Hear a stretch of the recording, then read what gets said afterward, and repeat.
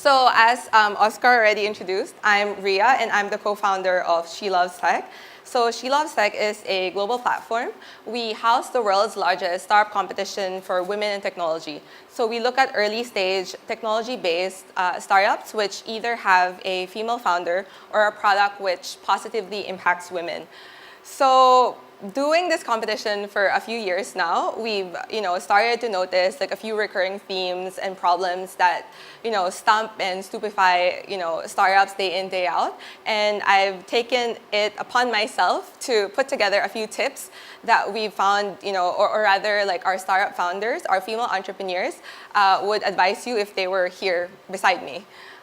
So number one, don't sell yourself short. So women tend to be perfectionists, and usually they try not to really tell people about their successes and things like that because they tend to think that it's bragging. But actually, if telling people about what you've done and what you have achieved is not bragging. And if you embrace that, actually, you'll be surprised by the results. For example, I was speaking to a female entrepreneur once, and she recalled like an event which she attended with her husband. She was at that time at the early stage of her startup life, and she didn't really want to tell people about what she was doing. And so throughout the night, she was introducing herself as this and that, but never really getting to the point. And for whatever reason, her husband started introducing her to the people at the event. And immediately, she sounded completely different, like a completely different person. And the responses that she got were also completely different. It was a lot more encouraging and a lot more positive, and she got a lot of leads out of that, that night. And it was at that moment that she realized that, as a startup founder, you're your own salesperson. If you don't sell yourself, no one will. I mean, she was lucky during that night. She was with her husband who was doing that for her. But, in a normal circumstance, you only have us. As a startup founder, you do it yourself. The way you perceive yourself is the way other people would perceive you as well. So don't sell yourself short is number one, key tip number one. Number two, hire for values. A lot of people probably look at recruitment and hiring differently. You have different approaches, different goals in mind, but I think all of us would agree that in a startup, in a company, in any team, your team is the most important thing. That's why it's called a team. Your people are going to be what makes or break your startup and your company. And so hiring is actually one of the most difficult and one of the most important things that you will ever need to do.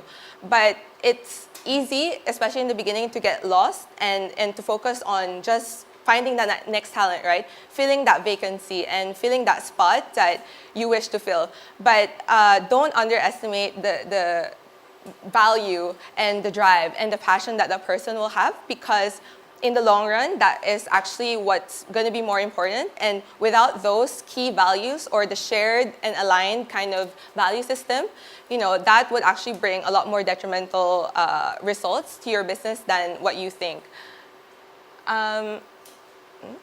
Number three, solve a problem. I think Dirk earlier also mentioned the same thing. Women, according to research and statistically, women founders actually usually, when they start a business, they focus on addressing real issues and problems. They don't really start a business simply because it's feasible or because suddenly technology allows them to do so. And I think I think it can be said that all businesses should be like this. Better yet, everyone should start with a problem. You don't want to be a product that is looking for a problem. If you are one of those people who are spending nights and days and trying to perfect that slide in your pitch deck that tells people what problem you're solving or a market opportunity, then that means that perhaps you have to rethink your business idea. Number four, it's always about scale. So I think with startups, innovation is a buzzword, but scaling is an even bigger buzzword. Everyone talks about scaling, but why is it really important? Especially when you are fundraising, investors would always talk about, you need to have scale, like is your product scalable, things like that. But do not get confused with building a larger company with scaling your business. What does scaling mean? If your company currently is just making your operations bigger and you're hiring more people, you're expanding to new locations, that doesn't necessarily mean that you're scaling your business. If that actually is just making everything just more labor intensive and staff intensive, and that will just tie you down. Scalable is actually making your product open-ended and forever growing and forever innovating, because your end users are like the rest of society, the rest of the world, forever evolving. And you cannot stay stuck in your one-trick pony product. At the same time, you need to continuously evolve and capture that audience. And actually, a perfect word would be nearing that perfect stage, but never perfect actually, because every day there's a new problem that you need to solve. Every day there should be something new and interesting that you want to provide to your end users. And in terms of scaling, you have to make sure that you're increasing your value, you're increasing your profit margins, but you are lowering or maintaining your costs and other expenses. Finally, I would like to say that pay it forward. As a startup founder, a lot of us are focused on building our products, building our startups, and just focus on building our businesses. But actually, we need to be part and be involved in the larger ecosystem. What does that mean? Connect with people. Help when it's needed. You would be surprised what you would gain in this process as well. You might, gain some new insights, get feedback.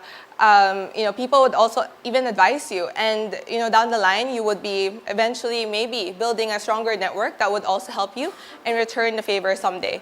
So I hope that with these 5 tips you can kind of consider or reconsider some of the things that you are doing with your startup and see whether some of these things can be used in your own startup journeys. Thank you.